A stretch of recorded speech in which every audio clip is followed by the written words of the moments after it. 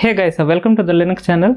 I'm extrememly happy to announce that just now quite a while ago I have released the new and the first Toffee Mocha WAN emulator software for Raspberry Pi 2 and 3. I got a Raspberry Pi 2, so I have done the entire build and the entire image out of using this hardware. I usually a person I like doing a compilation on native hardware, so I have done kernel compilation on the Raspberry Pi directly, so it took quite a long time to build entire kernel, and I was facing quite few issues a while ago, so this is the reason it got delayed. I initially thought releasing a Raspberry Pi based release first and then followed by an x86 64-bit release, but it happened in the other way around, and moreover I scheduled this release on 1st of July 2016, but since the entire code is ready and it has been well tested and mature enough for a phase 1 release, I thought let me prepone the schedule and then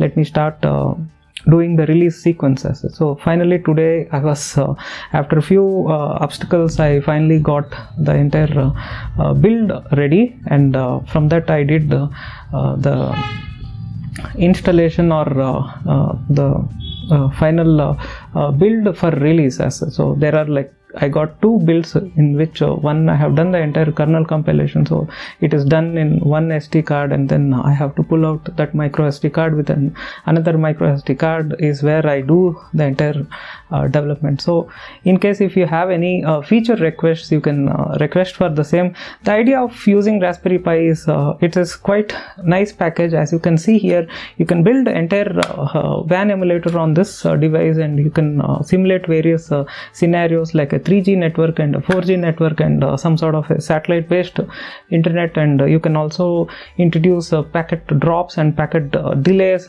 and constant delays and packet dynamic delays and so on. So I have added the documentation both inside the Toffee Mocha GUI interface, as well as you can read it online in the documentation section. So this is my Raspberry Pi. So what I can suggest is as a part of this video, I mean usually I do this video series so that it is also acts like a release notes with respect to whatever features I supported in this current release.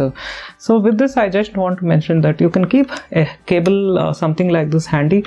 You can have an USB 2 to 100 Mbps NIC card adapter, and then you can connect the standard Ethernet cable. So with this what you can do is once you connect with your Raspberry Pi, this essentially forms your other Ethernet interface. So you have essentially two Ethernet interfaces, as you can see here.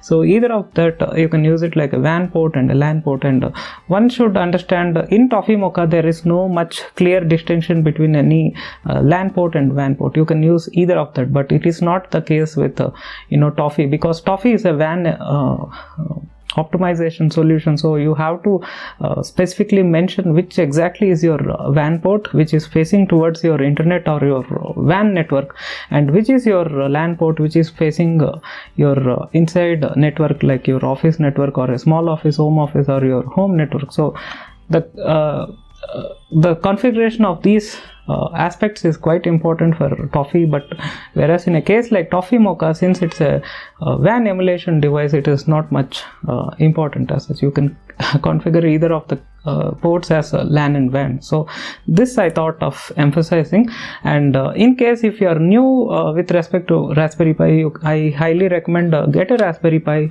and get a case something like that, and there are some small access holes on this or slots on this case, as you can see. And what I did is I have a surgical tape which is quite porous, and I just pasted on it so that it won't the dust won't get inside the box as such, so inside this case as such. So at the same time there are also few ports which I left it open so that I can just place it on a fan when it is compiling the kernels. So let me show you guys my makeshift cooler fan for this Raspberry Pi. Usually when it is compiling the kernel, I keep it somewhat like this, upside down, so that it is facing the processor, or else you can keep it in this way also, so that it cools the entire board. It's just I have salvaged this from an old computer. As you can see, it has some amount of dust. I clean it once in a while, but it somehow picks the dust, as one can understand. And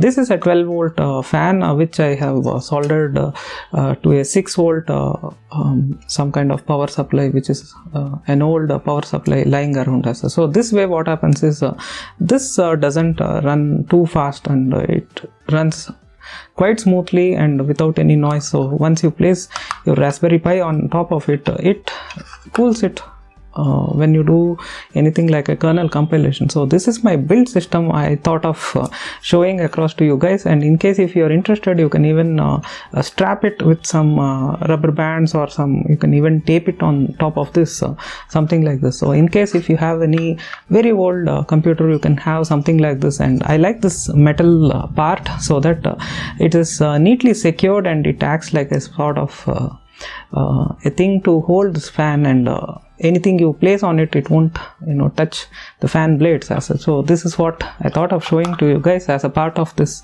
vlog. And apart from that, let me also show you my Raspberry Pi kit.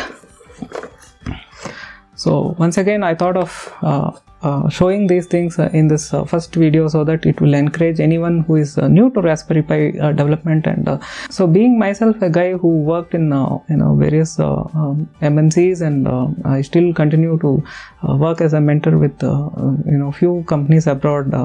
One thing I liked about Raspberry Pi is it's very good to do certain prototypes, and it is a very good in terms of the overall offering and its form factor. The most important thing is as you can see here, my home is quite limited, and I can't keep dumping various things. So with that limited space, I need to cramp as much as possible all my equipment of my lab stuff as well. So let me show my this thing, Raspberry Pi kit. When I ordered in Amazon, it came in this cardboard box. I just retained this cardboard box, so inside I got the power supply. It's actually an USB 2 amp power supply. So this is enough in case if you're adding any sort of extra devices onto these USB ports of this Raspberry Pi devices. So other than that, I have this standard HDMI cable, and apart from that, I have this USB extension cable. So this you can use it if you are using any sort of SD card readers as well. So let me just pull the drawer. Let me show you guys. So just in case if you need to mount your SD card, you can use it something like this, and you can use this, and you can do some development on one SD card. And once the development is done, you can take that final target OS image, and inside the OS image, when it is booted, you can copy the contents as well. So this is how I do the things. Although still it is efficient, it takes quite a long time as well. So something like this, I have it in this kit. And apart from that, there is a sort of power adapter, just in case I need to connect it to its PSU.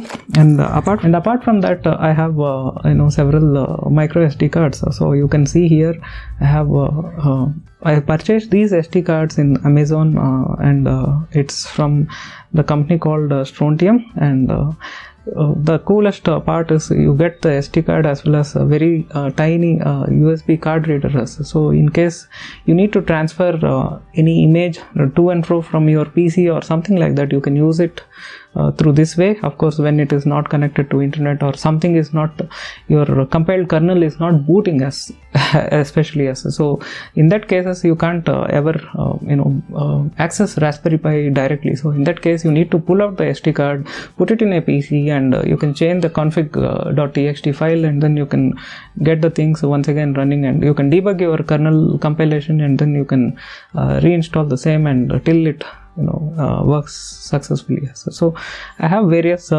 micro SD cards.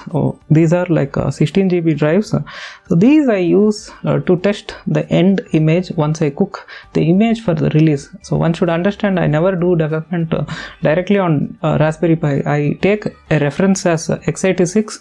I do the entire development and testing everything, and then I port it on Raspberry, and then Raspberry Pi kernel, and then I do the building of kernel on top of it. And once the kernel is built, I'll take another SD card with fresh Raspbian installed, and inside the freshly installed SD card, I'm going to install this kernel image, and then I boot it, and then I test it, and then I take a snapshot of that entire image, and then that's what I release it as. So in that way I have released the entire image in Google Drive, which is around 1 GB of size, so which you can download. You can untar it. Once you untar it, will uncompress to around 7.5 GB of an image file, so which is the same file you can burn on one of these SD cards, and then you can boot it with the same. So once you boot, it is containing the entire Toffee Mocha pre-installed. So that's the best part of it. Once you insert the SD card and boot your Raspberry Pi, you have ready to go. It's like immediately you can use it as a WAN emulator device. So that's the best part of it. There is no further steps of installation is required. You can directly configure the device and it is directly good to go. So that's the best part of it. So apart from that, I have also another SD card. Let me show you guys. So this is another SD card in which I do the main build. So the main build, and I have the other SD card on the Raspberry Pi. So this is around 32 GB of space.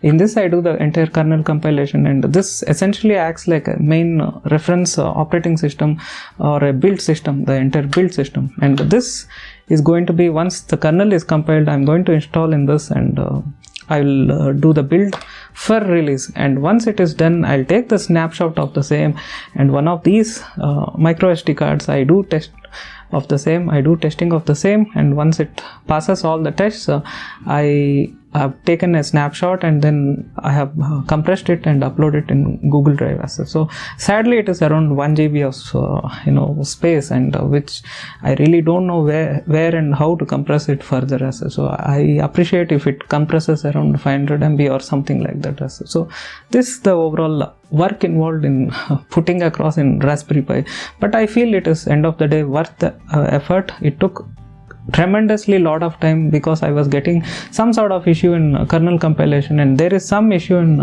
the standard Raspberry Pi kernel compilation guide. So I'm getting some kind of kernel compilation error, and wherever I searched in Google, I'm still unable to get. And finally I tried doing some hack, and finally I'm successfully able to compile the same. So this is what it led to some amount of delay in preparing Raspberry based Toffee as well as Raspberry Pi based Toffee Mocha. So sometime down the lane I may do even Raspberry Pi based Toffee release also, so that you get a sort of WAN optimization package onto a device or a form factor like this, so that once you burn the image and boot with the image, you are almost good to go and ready to use. So that's the best part of it. So there is no more installation required, unlike the Ubuntu based x86 releases as such, where in that case you need to install everything manually,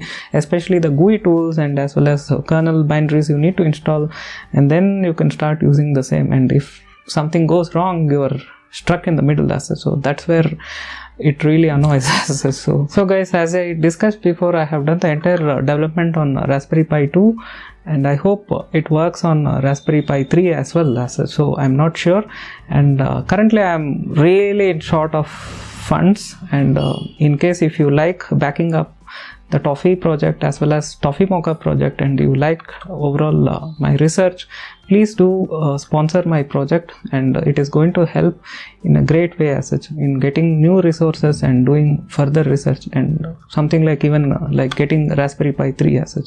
So I'm really in short of funding.